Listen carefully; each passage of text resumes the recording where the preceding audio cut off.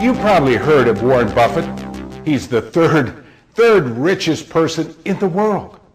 And I was born in Omaha, Nebraska. I grew up with Warren. And I made a huge mistake. I mean, we're talking about taking a risk, and I didn't take it. I could have invested $10,000 in Warren Buffett's company 10 years after I graduated from the university. And Warren said, it's $12 a share, you can't go wrong.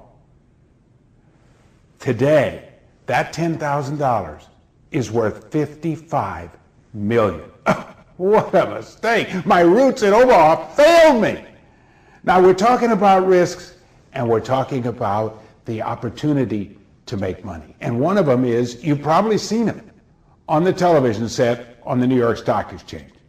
There are people running around waving their arms, throwing papers on the floor. You wonder, what in the world is going on? Well, I'll tell you from working there, by and large, those traders are rich. Now, the people outside with the briefcases, they're worried about paying their credit card bills, their mortgages, and the reason is the traders inside make money work for them. The people outside with the briefcases work for money.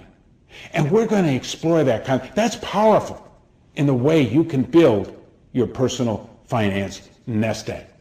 When you book me, I provide compelling stories from my years as a corporate trainer and as a television and radio host so that every talk is fresh, original, and timely. Now, if we can learn from the past, we can see the future and we can capitalize on it. Not just in the stock market, but in our personal lives and in our careers. Now, I have a new computer chip here that is the size of what? $0.50.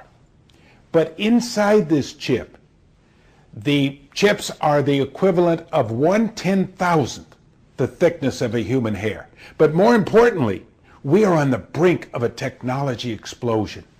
In 1/50th of a second, the type it takes you and you to blink your eye, this chip can make 400 million calculations. I've seen the new storage units. They're about the size of a paperback book at Barnes & Noble. And inside, they can hold all of the books of the Library of Congress with maybe a third of the space left over. Now, you remember cell phones. Well, we didn't have them 2 or 3 years ago. Now everybody you see is carrying a, even when they're driving, for heaven's sake, they don't stay on the road. They're talking on a cell phone. The new cell phones, I'll give you a glimpse of the future. They're going to be digital cameras. You're going to have internet connections. You can trade stocks. You can get your email. You can listen to music. You can even have a Palm Pilot in case you want your addresses. And all of this, get this now, all of this will be in a paper cell phone that's disposable. So what does all this future mumbo jumbo mean to you?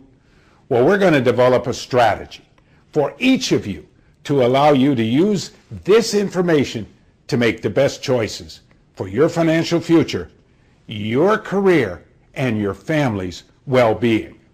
Communication is really not what people say, but what people hear.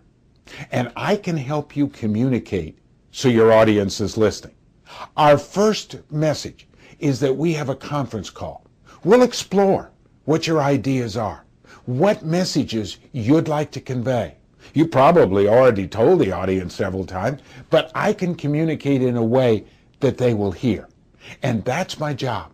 And that's why we can sit down and effectively build a talk that will convey your message and provide you with the opportunities that you want to reach the audience. I know what you're thinking out there. You're looking at me and you're saying, this guy is crazy. My personal finances resemble a Honda, and he's talking about a rocket ship to the moon. Give me a break. Well, my best-selling book, It's Never Too Late to Get Rich, is across America, is now in 3 languages. This is the Chinese edition. And all I can read is It's Never Too Late to Get Rich. The rest of it is in characters. But I found a young lady who could translate Cantonese. And I said to her, this must be the subtitle, these 3 groups of large characters under the title. What does it mean? And she looked at the book and she said, you're going to love this. I said, tell me what it means. She said, stand by. She said, this roughly translates in English as Giant Financial Bible. We're going to take the pages of this Giant Financial Bible and we're going to find out, with my 30 years of Wall Street and as an inside trader on the stock exchange, how we can make the personal finance work for you. Now let's take a $2,000 IRA. You said, wait a minute. What good is an IRA? Who wants to put $2,000 in an IRA? I'll tell you, that is a great starting spot. If you put $2,000 in an IRA for just 15 years, that's all you need to get rich. You'll have put in about $30,000. That's a lot of money. $2,000 a year for 15 years. Now, in good stock funds, that could be worth $175,000. Not bad. But here's what I want you to remember. In the 16th year, you're going to put in another $2,000. But your entire IRA nest egg will increase $37,000. Now get this. Now we're talking. Now, Jim, you've got my attention. I put in $2,000 in the 16th year. My value goes up $37,000. Jim, that's more money than I contributed the entire 15 years in 1 year. And you're right.